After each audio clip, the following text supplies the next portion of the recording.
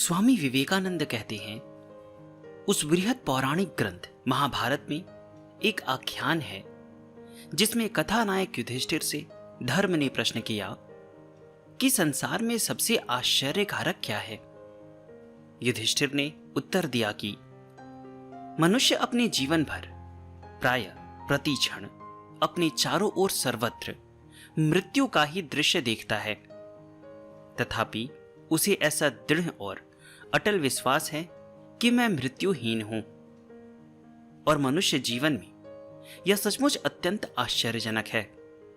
यद्यपि भिन्न भिन्न मतावलंबी भिन्न भिन्न जमाने में इसके विपरीत दलीलें करते आए, और यद्यपि इंद्रिय द्वारा ग्राह और अतीन्द्रिय सृष्टियों के बीच जो रहस्य का पर्दा सदा पड़ा रहेगा, उसका भेदन करने में बुद्धि असमर्थ है, तथापि मनुष्य पूर्ण रूप से यही मानता है कि वह मरणहीन है। हम जन्म भर अध्ययन करने के पश्चात भी अंत में जीवन और मृत्यु की समस्या को तर्क द्वारा प्रमाणित करके हां या नहीं में उत्तर देने में असफल रहेंगे। हम मानव जीवन की नित्यता या अनित्यता के पक्ष में या विरोध में चाहे जितना बोले या लिखे, शिक्षा दे या उपदेश करे, हम इस पक्ष के या उस पक्ष के प्रबल या कट्टर पक्षपाती बन जाए। एक से एक पेचीदे सैकड़ों नामों का आविष्कार करके क्षण भर के लिए इस भ्रम में पड़कर भले ही शांत हो जाएं कि हमने समस्या को सदा के लिए हल कर डाला। हम अपनी शक्ति भर किसी एक विचित्र धार्मिक अंधविश्वास या और भी अधिक आपत्तिजनक वैज्ञानिक अंधविश्वास से चाहे चिपके रहे, परंतु अंत में तो हम यही देखेंगे कि हम तर्क की संकीर्ण गली में खिलवाड़ ही कर रहे हैं और केवल बार बार मार गिराने के लिए मानो एक के बाद एक बौद्धिक गोटियां उठाते और रखते जा रहे हैं। परंतु केवल खेल की अपेक्षा बहुधा अधिक भयानक परिणामकारी इस मानसिक परिश्रम और व्यथा के पीछे एक यथार्थ वस्तु है जिसका प्रतिवाद नहीं हुआ है और प्रतिवाद हो ही नहीं सकता। वह सत्य, वह आश्चर्य है जिसे महाभारत ने अपने ही नाश यानी मृत्यु को सोच सकने की हमारी मानसिक असमर्थता कहकर बताया है। यदि मैं अपने नाश या मृत्यु की कल्पना करूं भी तो मुझे साक्षी रूप से खड़े होकर उसे देखते रहना होगा। अच्छा, अब इस अद्भुत बात का अर्थ समझने का प्रयत्न करने के पूर्व हमें यह ध्यान में रखना है कि इसी एक तथ्य पर सारा संसार टिका हुआ है या खड़ा है।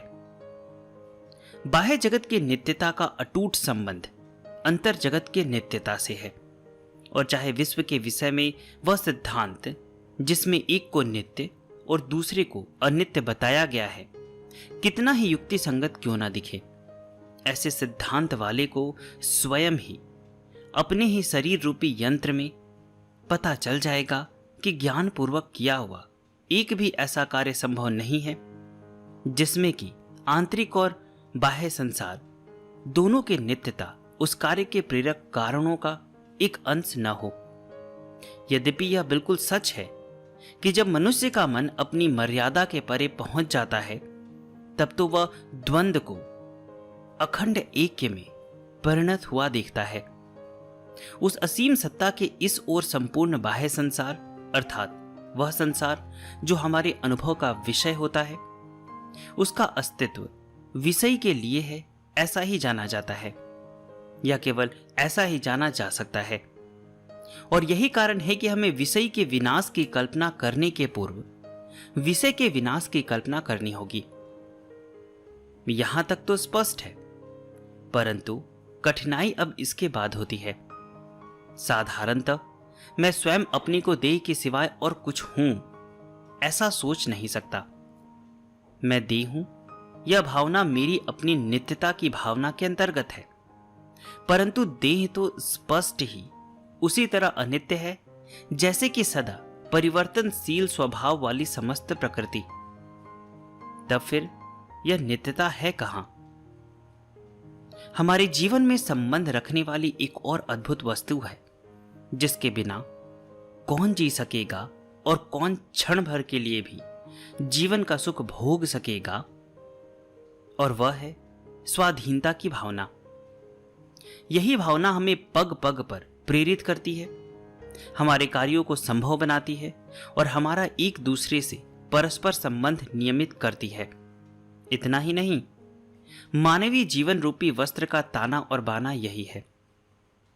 तर्क ज्ञान उसे अपने प्रदेश में अंगुल अंगुल हटाने का प्रयत्न करता है, उसके प्रांत का एक एक नाका छीनता जाता है और प्रत्येक पद को कार्य कारण की लोह निर्मित श्रृंखला से दृढ़ता के साथ लोह बंधन में कस दिया जाता है।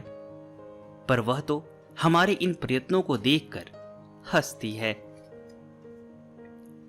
और आश्चर्य तो यह है कि कार्य कारण के जिस बृहद पुंज के भीतर दबाकर उसका हम गला घोटना चाहते थे, उसी के ऊपर वह अपने को प्रतिष्ठित किए हुए है।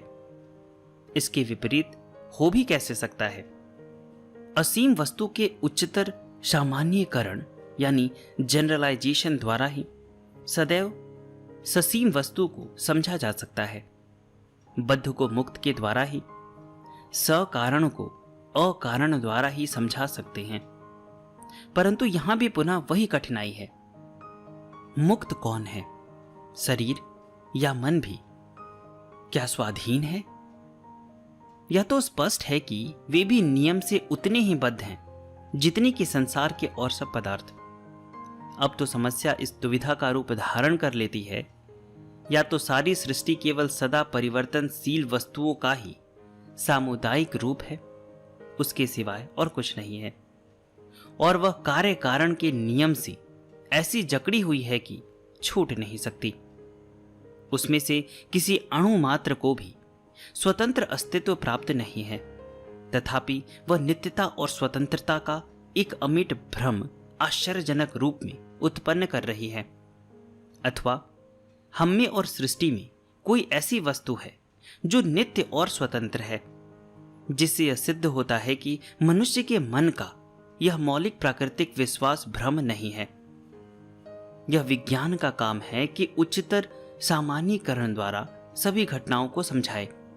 अतः जिस बात की सत्यता को समझना है, उसी की किसी बात का खंडन करके शेष अंश को उपयुक्त बताकर समझाने की युक्ति वैज्ञानिक कदापि नहीं हो सकती, चाहे वह और कुछ भले ही क्यों ना हो। अतः ऐसी व्याख्या को स्वतंत्रता की इस प्रबल और सर्वथा अनिवार्य भावना की उपेक्षा करती है और ऊपर कहे अनुसार सत्य के एक अंश का खंडन करके उसके शेष अंश को समझाती है। वह व्याख्या अशुद्ध और भ्रमात्मक है। तब तो यही दूसरा पक्ष संभव है कि अपनी प्रकृति के अनुकूल यही बात मान ली जाए कि हम में ऐसी कोई वस्तु है जो स्वतंत्र और नित्य है, परंतु देह वह वस्तु नहीं और न मन ही वह वस्तु है। देह का नाश तो प्रति क्षण होता रहता है और मन तो सदा बदलता रहता है। देह तो एक संघात है और उसी तरह मन भी। इसी कारण परिवर्तनशीलता के परे वे नहीं पहुंच सकते, परंतु स्थूल जड़ भूत के इस क्षणिक आवरण के परे, मन के सूक्ष्म आवरण के भी परे, मनुष्य का सच्चा स्वरूप नित्य मुक्त सनातन आत्मा अवस्थित है। उसी आत्मा की स्वतंत्रता की झलक मन और जड़ शरीर के स्तरों के भीतर से आभासित होती है और नाम रूप द्वारा रंजित होते हुए भी सदा अपने अबाधित अस्तित्व को प्रमाणित करती है।